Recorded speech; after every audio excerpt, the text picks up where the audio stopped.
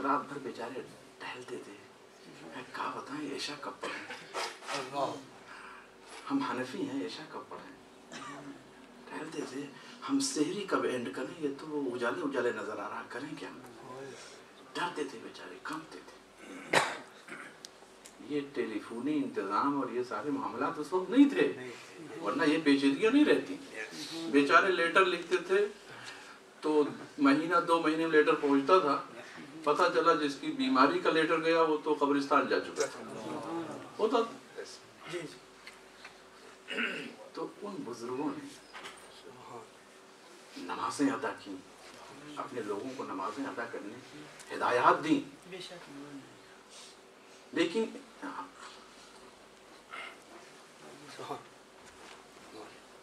लेकिन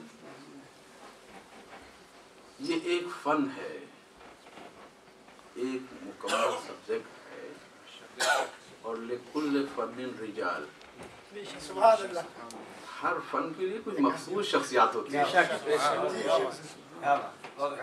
अब मुझसे कोई कहे कि मुफ्ती साहब जरा वो चलिए ना, वो साइंस का एक सब्जेक्ट है वहाँ फला यूनिवर्सिटी में, थोड़ा आप वहाँ पे एक लेक्चर दे दीजिए, तो मैं पहले पूछूंगा भाई क्या कहना है, तब मैं कुछ कहूँगा, वरना वही हाल होगा कि चंद अल्फाज मेरे जहन में हैं तो दरी चेशक करता रहूं।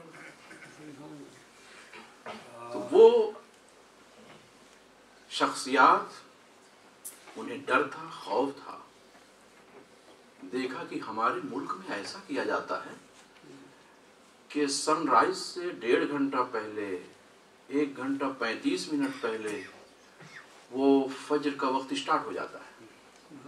तो उन्होंने कहा बस सनराइज तो क्लियर है मामला, तो लिहाजा लाओ 1 घंटा 30 मिनट पहले से फजर का वक्त कह दें कि शुरू हो गया है और इस वक्त सेहरी एंड कर लें,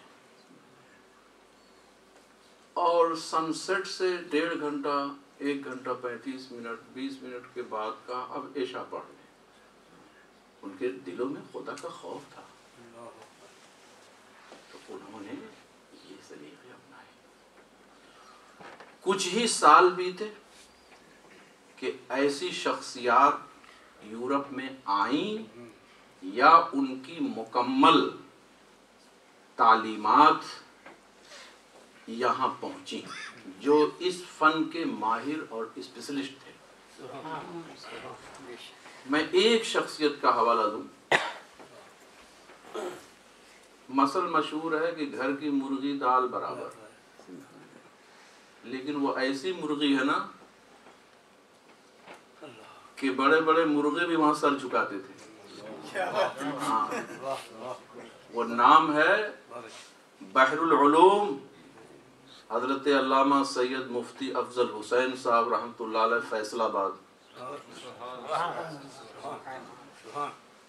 वो फैसलाबाद की तकरीबन 12-13 साल पहले मेरा जाने का इत्तेफाक हुआ। मुहद्दिस आज़म पाकिस्तान रहमतुल्लाह ताला अलैह की बारगाह में जब नीचे तहखाने में उनके शहजादे मुझको लेके गए तो मुझे बरेली का एक नक्शा नजर आ रहा।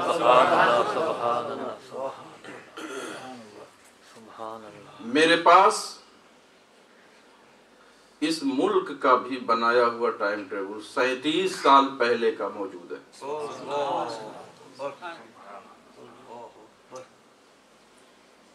मैं अभी बताऊंगा कि किस फार्मूले से बनाया है, मगर ये सोच लो कि जो आपने सुना कहीं मीडिया पे कि ये 18 डिग्री वाले ये अभी चंद साल से पैदा हुए हैं। अल्लाह, अरे ये चंद साल की पैदाइश नहीं है, 4वीं सदी हिजरी की पैदाइश है। 1000 साल पहले की ये पैदाइश है। हमारे बाप दादा भी पैदा नहीं हुए थे। सुभान अल्लाह। आज जुबान है, चर्ब जुबानी हम कर लें। अल्लाह। और ए लोगो, इमाम अहमद रजा कुद्दसा सिर्रुहु की किताबें जो अहले इल्म हैं وہ پڑھیں تو انہیں اندازہ لگے گا کہ ادب کس چیز کا نام ہے۔ سبحان اللہ، حق حق، سبحان اللہ، سبحان امام ابن حمام صاحب فتح القدیر، سبحان اللہ، حضرت امام برزندی، سبحان اللہ، علامہ ابن عابدین شامی، اللہ، اہم اہم شخصیات کی عبارتوں پر میرے اعلیٰ حضرت نے جب کچھ ان کے تسامحات کا ذکر فرمایا، ہم بھی انسان ہیں، معصوم تھوڑی ہیں، غلطی ہم سے بھی ہو سکتی ہے، تو کیا فرماتے ہیں؟ تطفل لفظ استعمال کرتے ہیں، تطفل، یہ ایک بچکانی بات ہے۔ کون امام کہہ رہا ہے؟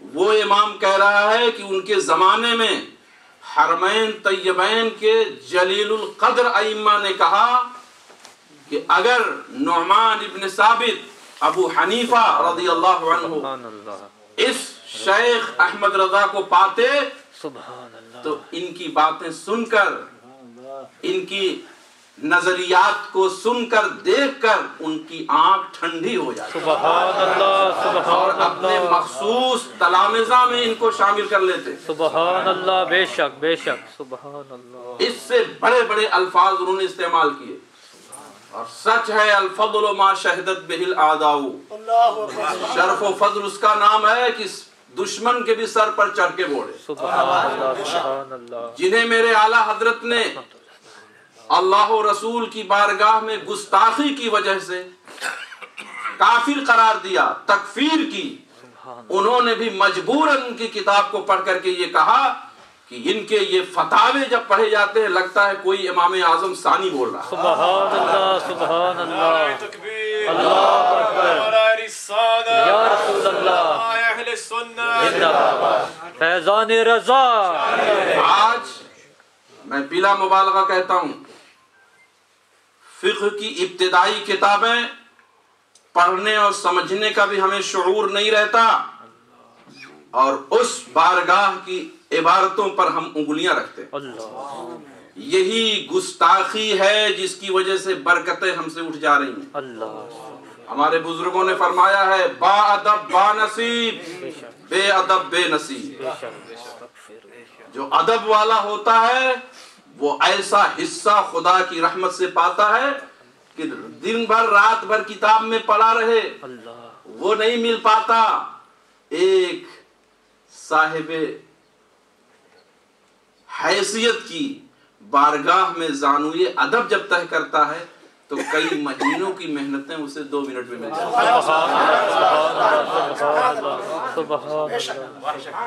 مولوی ہرگز نشد مولائے روم، تا غلام شمس تبریز نشد۔